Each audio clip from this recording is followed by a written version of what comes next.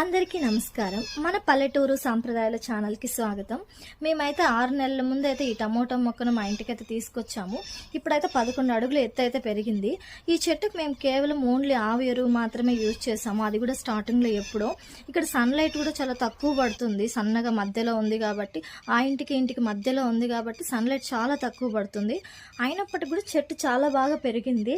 దాదాపు మిద్దె ఎంత హైట్ ఉందో అంత హైట్ వచ్చేసింది. ఇంకా దాదాపు 2 ఫీట్ మాత్రమే ఉంది మిద్దెపైకి వెళ్ళిపోవడానికి చెట్టు. ఇది మామూలు చెట్టులాగా కాకుండా ఒక తీగలాగా పెరిగింది.